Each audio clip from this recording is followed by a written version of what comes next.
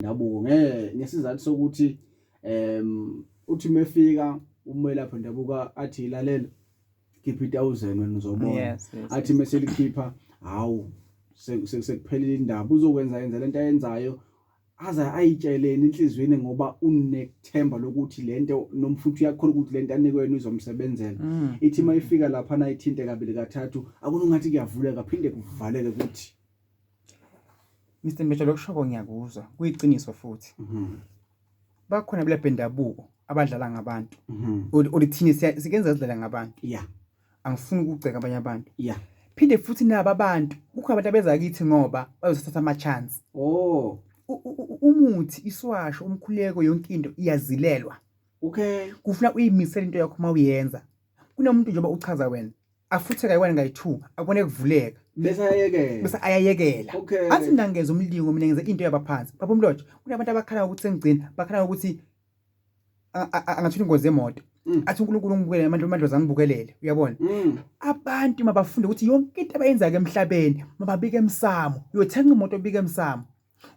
Uyothenga umuzi bika emsamo ukuze kusasa umuzi wakho nathi umuzi wakho ungenelwe igebeni umuzi wakho ushile uthi kodwa abantu abadala ngenze nibuka umuzi wami usha nesantshena ngephupho bekwenzakaleni ngoba umuzi niyawazi nganibikela ngawo abaningi babika uma sekukuma kuhle imlotsha ababiki yabo nje manje iligama labelaphi bendabuko inyanga ngathanda zangoma libi linjani kodwa kunabantu abangabaphathi namhlanje imizabo iqinisiwe abanye even inkomo zaba zintshutshwa ngoba because baya kubela bendabuko kuhamba kahle konke akushiwo lokho but ngiphutha encane ngoba bathi zama lodwa lwabulisa onke.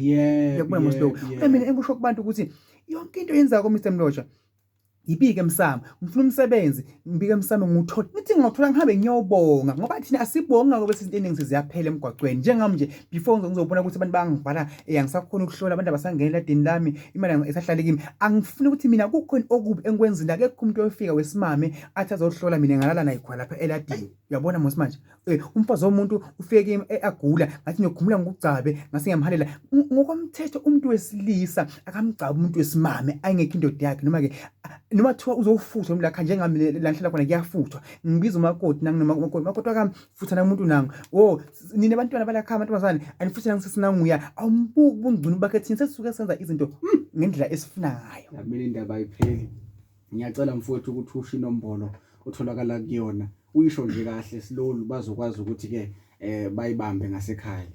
Inombolo kaMthandazi Dlamini uDokotela Dlamini Mthandazi ithi 071 52 92 117 073 1044 262 071 52 92 117 073 1044 262 Dothola uDokotela lapho Dlamini Mthandazi.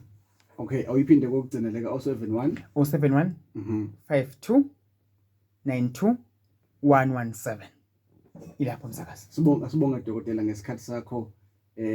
Sethemba ukuthi nangolunye usuku sizoba nawo la eradioweni. Inkosi abusise balala bakhona emakhaya bonke engathi bangaphumela uNkulunkulu abe nabo into zabo ihambe kahle. Amen. Amen.